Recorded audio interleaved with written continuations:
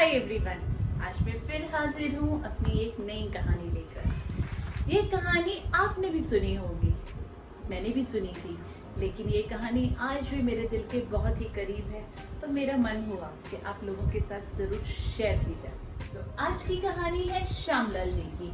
श्यामलाल जी थे तो इंडिया से, लेकिन उनकी गिनती फ्रांस के रिच मर्चेंट्स में होती थी।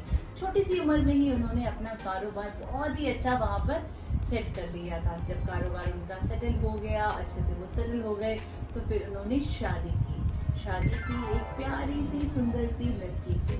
शादी के बाद दोनों का बेटा भी हुआ। दोनों की जिंदगी बहुत ही खुशहाल चल रही थी। बेटे का नाम उन्होंने रखा अखिलेश। इतने प्यार से दोनों उसको बुलाते थे और तीनों की जिंदगी इतनी खुशनुमा चल रही थी। परंतु पता नहीं वक्त के साथ क्या हुआ, श्यामलाल जी की बीवी अचानक बीमार हो गई। इतनी बीमार हो गई कि वो बिल्कुल बिस्तर पर पड़ गई और सालों तक ऐसे ही चलता रहा। उनकी तबीयत में कोई सुधार नहीं आया और एक दिन वो बेचारी अपनी इसी बीमारी के दौरान चल बसी। अखिलेश और उसके पिता तो जैसे अकेले रह गए। श्यामलाल जी फिर भी हिम्मत नहीं हारे। उन्होंने अपने बेटे को अच्छे से पढ़ाया लिखाया, जो भी उसकी इच्छाएं थी सब बहुत अच्छे से पूरी की और वो देखते ही देखते अखिलेश एक सुंदर नौजवान बन गया।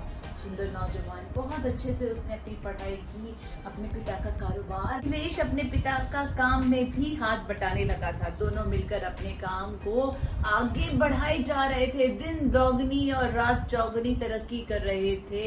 अब वक्त आ गया था कि श्यामलाल जी भी अपने बेटे की शादी करें और अखिलेश की शादी के लिए उन्होंने चुना एक सुंदर सी प्यारी सी लड़की को। उसका नाम था नम्रता। वो भी वहीं फ्रांस की ही थी, लेकिन बिलोंग वो भी इंडिया से ही करते थे। तो दोनों की शादी हुई। अखिलेश और नम्रता आपस में बहुत खुश और प्यार से जिंदगी बसर कर रहे थे। पर पता नहीं नम्रता के व्यवहार में ना कुछ थोड़ा सा अलग था। उसको न जाने क्यों श्यामलाल जी पसंद ही नहीं थे, बिल्कुल नहीं पसंद थे उसको। जबकि दोनों के बीच में कोई तकरार, कोई तनाव, कोई झगड़ा, किसी भी तरह की कोई चीज ही नहीं थी। और काम भी सारा तो उन दोनों का ही तो था। श्यामलाल जी ने क्या करना था, अखिलेश और नम्रता ने ही मिलकर अपने काम को आगे बढ़ाना था, आगे अपनी जिंदगी को बहुत अच्छे से बसर करना था। पर न जाने कौन सी चीज नम्रता को छुपती थी, खलती थी उसको। नम्रता का नाम ही सिर्फ नम्रता रह गया था, लेकिन उसके व्यवहार में नम्र जैसी कोई चीज थी ही नहीं। अखिलेश बहुत कोशिश करता था कि नम्रता धीरे धीरे उसके पिता के बारे में जो फील करती है वो फीलिंग्स उसकी हटती जाएं। नम्रता भी कुछ कोशिश करती थी, लेकिन सभी कोशिशें नाकाम रही। दोनों के बीच में एक अच्छा सामंजस्य सेट हो ही नहीं पाया। पता नहीं क्या बात थी, ये बात तो किसी की भी समझ से बाहर थी। श्यामलाल जी भी बहुत कोशिश करते थे, क्योंकि उनका भी इस दुनिया में और कौन था। अखिलेश और नम्रता तो वो भी यही चाहते थे कि बच्चों के साथ प्यार से मिलके रहें। पर पता नहीं, शायद नम्रता कभी बहुत ज्यादा महत्वाकांक्षी हो जाती थी। शायद वो कहीं ना कहीं इनसिक्योर फील करती थी कि जो प्रॉपर्टी है वो कितनी उसको मिलेगी या क्या होगा, और न जाने क्या समझ में ही नहीं आता था। बेचारा अखिलेश दोनों बातों के बीच में जैसे फंस गया था। बहुत ही मुसीबत का समय था उन लोगों के लिए, लेकिन क्या करें, वक्त आगे बढ़ता गया। अब नम्रता और अखिलेश के बेटे का जन्म हुआ। बहुत प्यारा सा छोटा सा बच्चा, जैसे सबके जीवन में खुशियां आ गई थी और सबको अभी लग रहा था कि शायद जो नन्हा मेहमान घर में आया है, उसके आने के बाद अखिलेश के पिता और उसकी पत्नी के बीच में शायद थोड़ी सी सेटिंग हो जाए और दोनों आपस में मिलके प्यार से रहना शुरू। तो चाहते तो सभी थे कि घर में खुशनुमा माहौल होता है, लेकिन हम चाहते कुछ और हैं और जिंदगी में लिखा कुछ और होता है। तो बहुत कोशिशों के बावजूद भी नम्रता के मन में श्यामलाल जी के अच्छे भाव नहीं आ पाए थे। तो समय आगे बीत रहा था, लेकिन मुश्किलें आगे बढ़ ही रही थी। बहुत मुश्किल का समय था ये श्यामलाल जी के लिए। वो बच्चों को खुश भी देखना चाहते थे और साथ साथ अपनी जिंदगी भी अच्छे से बसर करना चाहते थे, लेकिन शायद कुदरत को यह मंजूर नहीं था।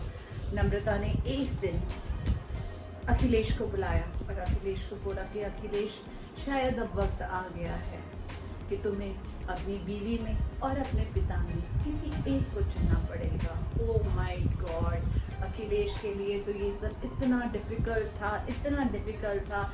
शायद किसी भी परिवार में जब इस तरह की कोई बात होती है ना, तो बेटे के लिए सबसे ज़्यादा मुश्किल समय होता है, क्योंकि बाकी सबको तो अपने अपने मन की जो चाह होती है वो चीज़ें मिल ही जाती हैं, लेकिन शायद बेटा बीच में पिस रहा होता है। और वही स्थिति थी अखिलेश की।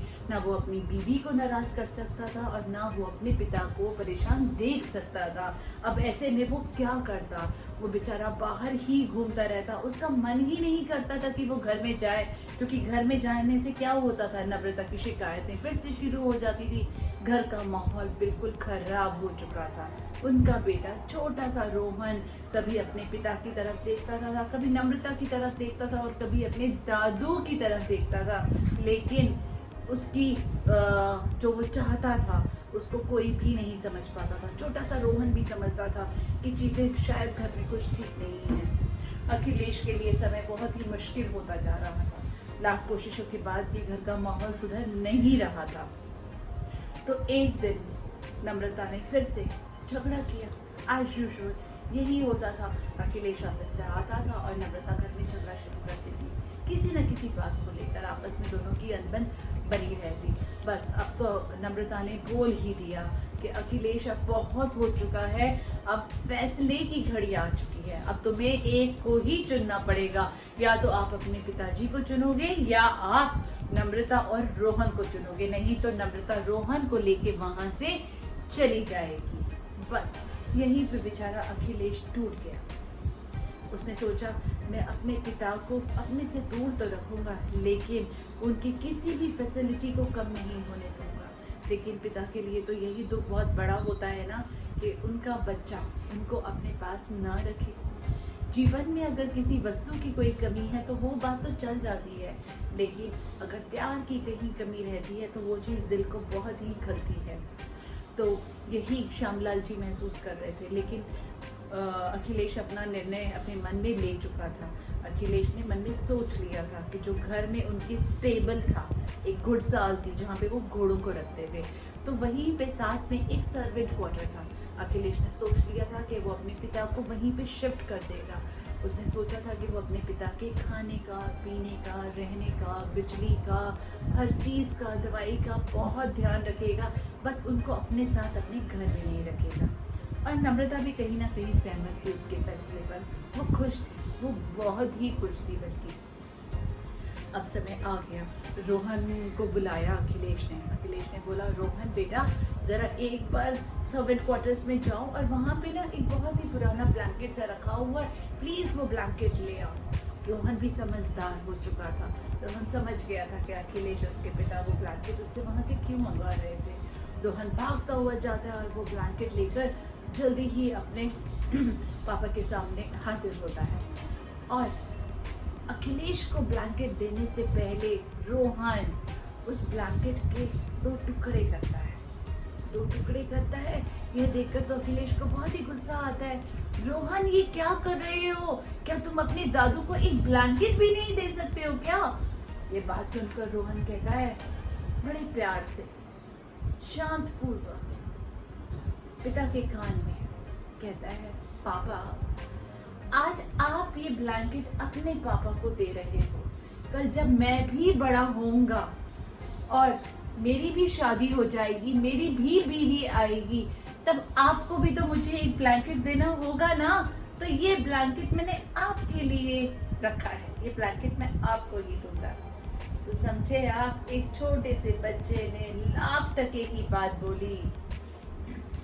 जो बोएगा वही पाएगा, तेरा किया आगे आएगा, सुख दुख है क्या फल कर्मों का, जैसी करनी वैसी भरनी, जैसी करनी वैसी भरनी। तो सब कुछ हमें यही इसी जीवन में ही भोगना है। तो हमेशा कोशिश करें कि अपनी जुबान से और अपने ख्यालों से कभी किसी का दिल न दुखाएं। Thanks, that's it for today.